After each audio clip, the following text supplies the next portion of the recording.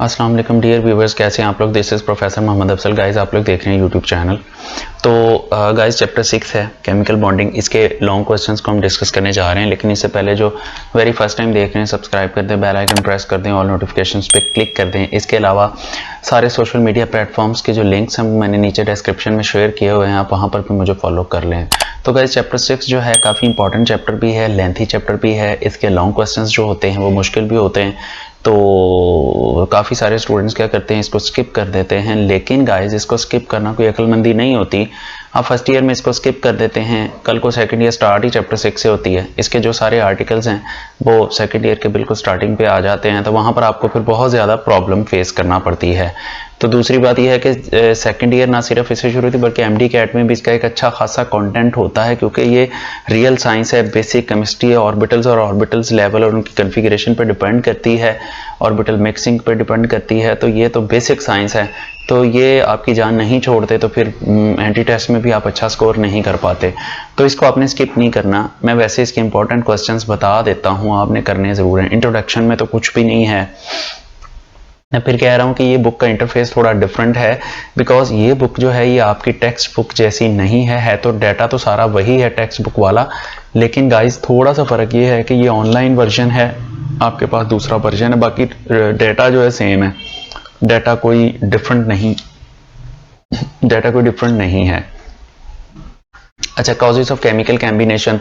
Guys ये कोई important long question नहीं है, नहीं बनता ये क्वेश्चन, ना ही कभी आया है। आगे एनर्जेटिक्स और बॉन्ड फॉर्मेशन है, ये भी लॉन्ग क्वेश्चन बनता है। A to Z आपने सारा लिखना है, सारा याद करना है, लेकिन ये भी कोई इतना इंपॉर्टेंट नहीं है। और ये डायग्राम बनानी है और ऐसे ही बनाए जैसे बनी हुई है इस टॉपिक में।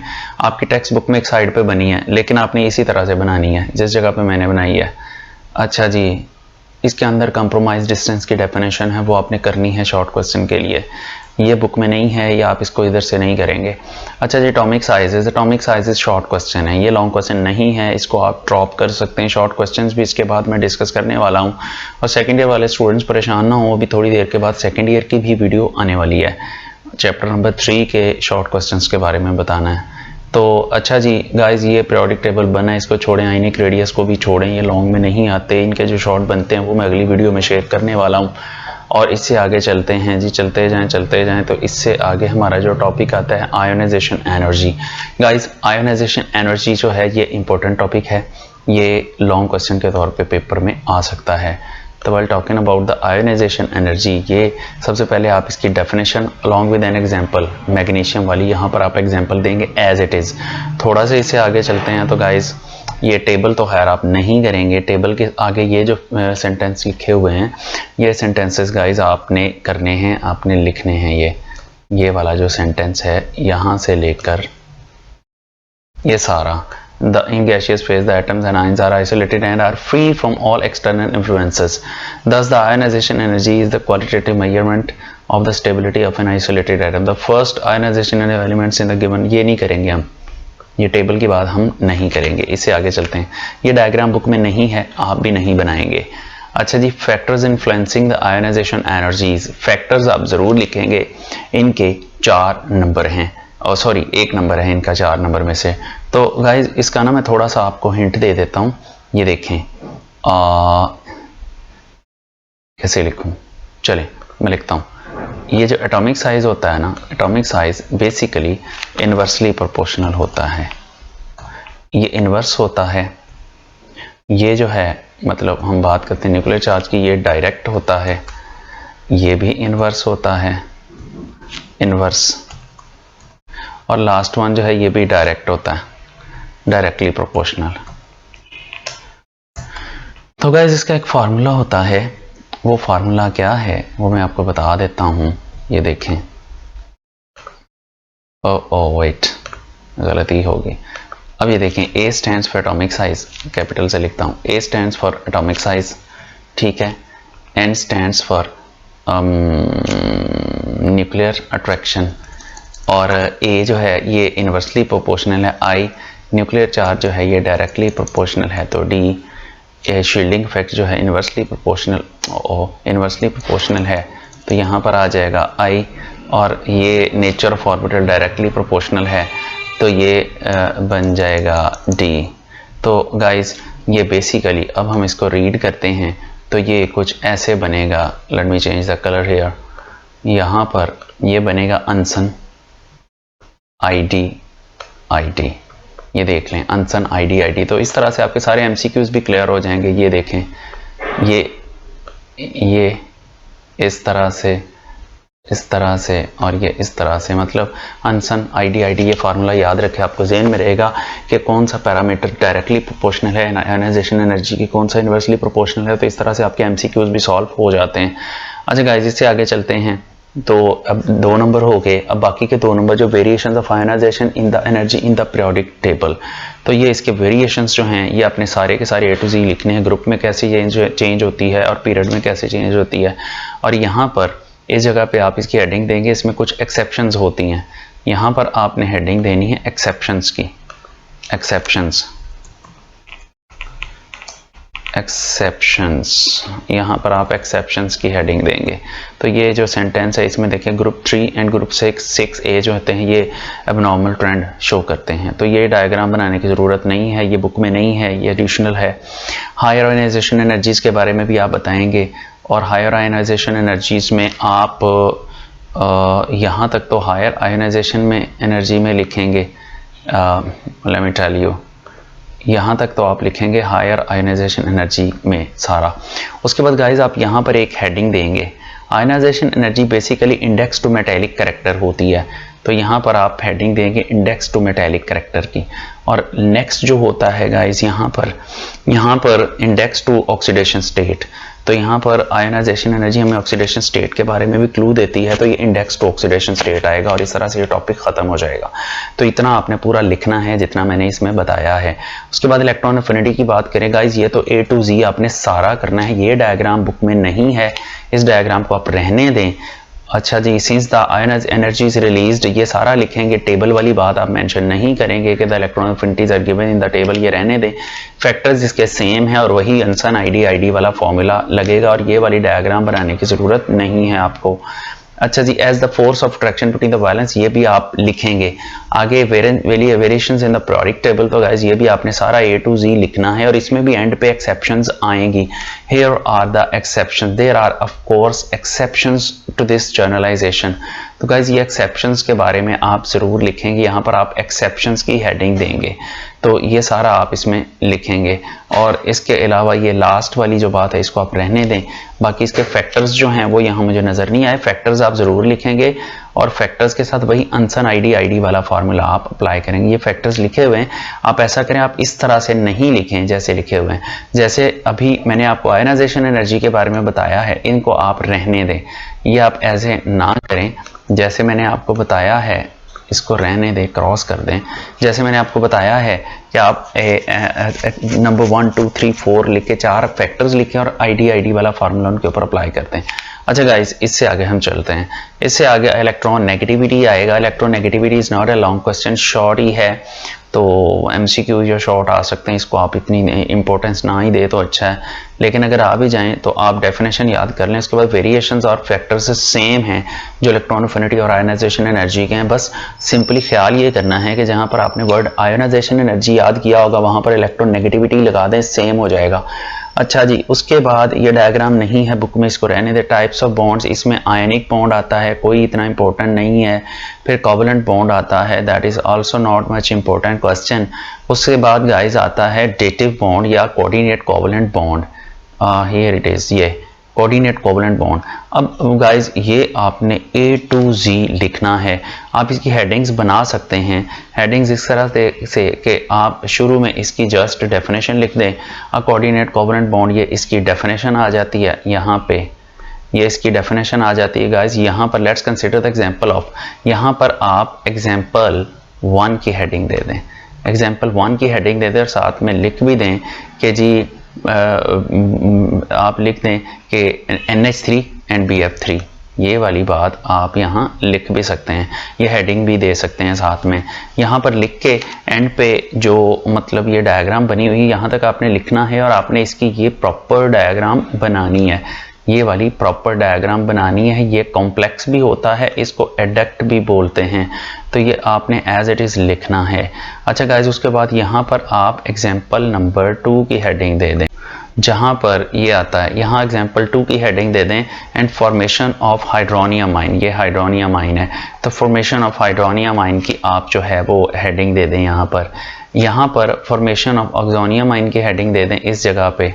सिमिलरली जहाँ लिखा हुआ है यहाँ पर आप फॉर्मेशन ऑफ ऑक्सोनियम आयन दे दें, और ऑक्सोनियम आयन 2 तरीक़ों से बनते हैं, ये दोनों तरीके आप यहाँ लिखेंगे। अच्छा, उससे आगे चलते हैं तो लास्टली इसकी एग्जांपल आ जाती है फॉर्मेशन ऑफ अमोनियम आयन। तो यहाँ पर भी फॉर्मेशन ऑफ अमोनियम आयन की हेडिंग दें इस जगह पे आप फॉर्मेशन ऑफ अमोनियम आयन की हेडिंग दे दें। अच्छा गाइज, ये आपने कम्प्लीटली इसको डिस्क्राइब करना है। उससे आगे चलते हैं तो जी लिमिटेशंस ऑफ, ये आखिरी पैरा आप छोड़ सकते हैं। Modern theories of covalent bond limitations वाला है। तो लिमिटेशंस में गाइस 3 थेरीज हैं। सबसे पहली थेरी इसमें आती है valence shell electron pair repulsion theory. Guys ये आपने जितना बुक में लिखा हुआ A to Z सारा करना है। ये डायग्राम बुक में नहीं है, इसको आप रहने दें।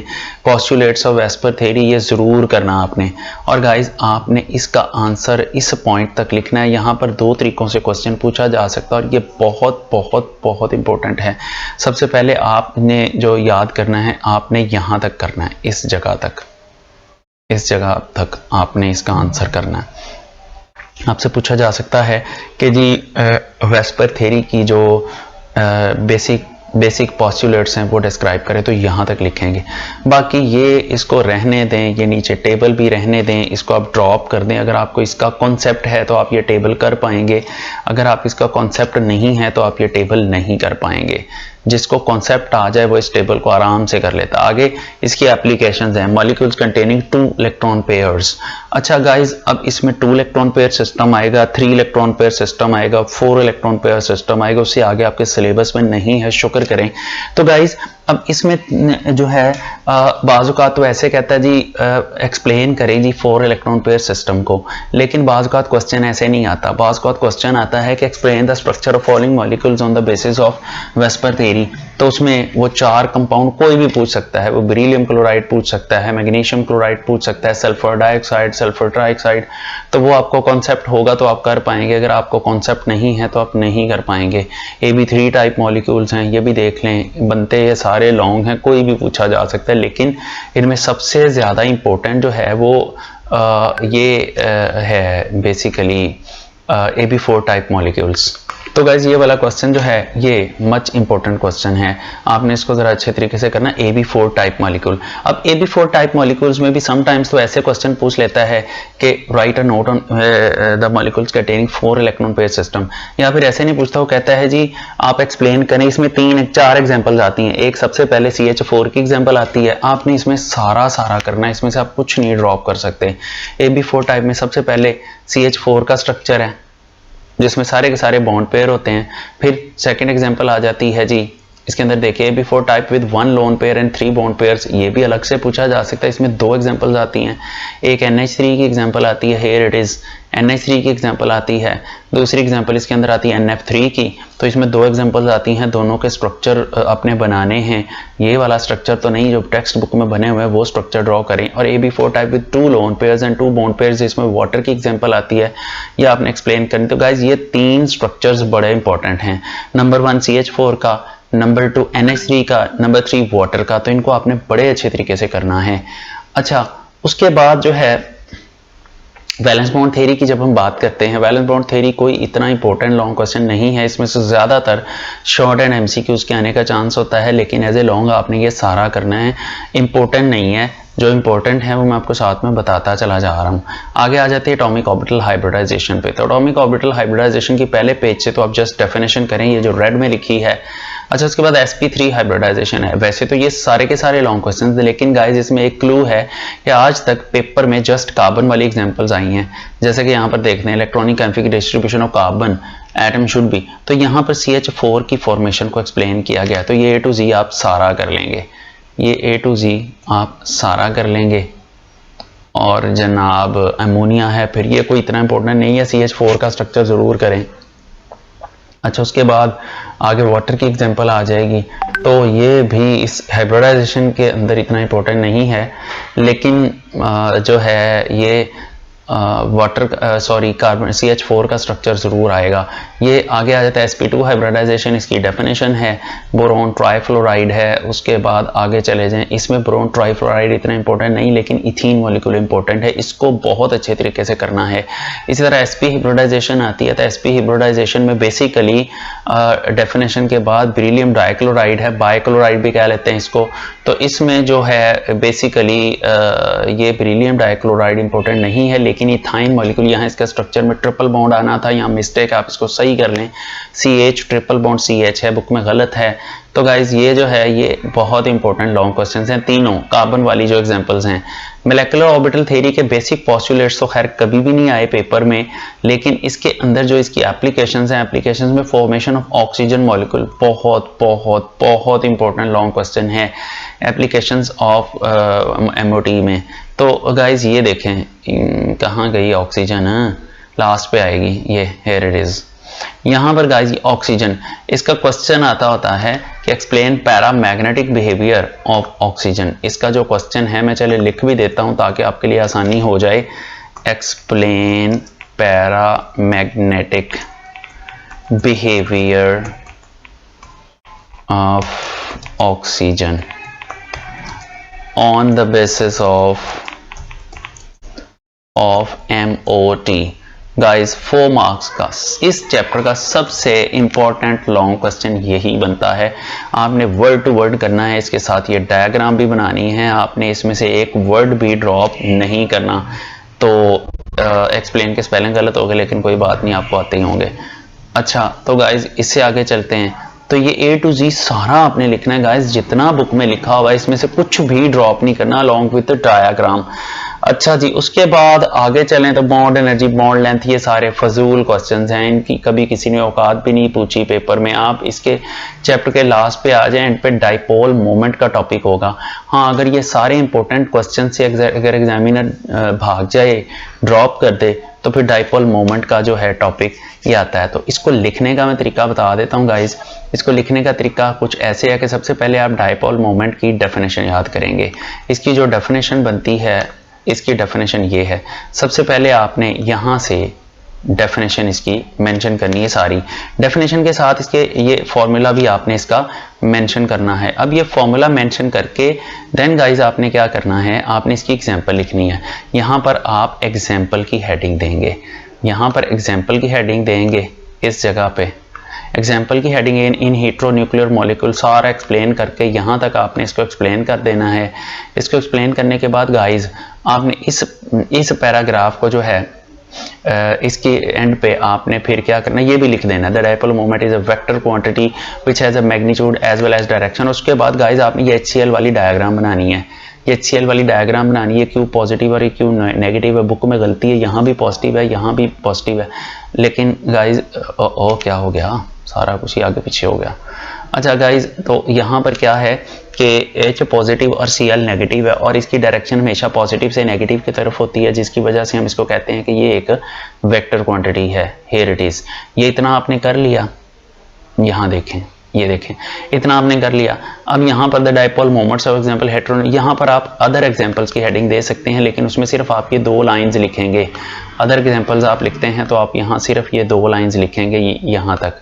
अच्छा, उसके बाद आपने इसकी यूनिट्स की हेडिंग देनी, यहाँ पर आपने यूनिट्स की हेडिंग देनी, लेकिन यूनिट्स की हेडिंग में आपने सिर्फ 2 नाम लिखने। नंबर 1 पे आप लिख दे डी बाय, नंबर 1 यूनिट इसका डी बाई होता है, और जो दूसरा यूनिट होता है इसका कूलम मीटर या मीटर कूलम होता है। यहाँ कहीं ना कहीं मेंशन किया गया होगा, लेट मी टेल यू, ये देखें मीटर कूलम, सेकंड यूनिट इसका, here it is metre coulomb, यहाँ पर ये लिखा मीटर कूलम या कूलम मीटर, इसको लिख दें।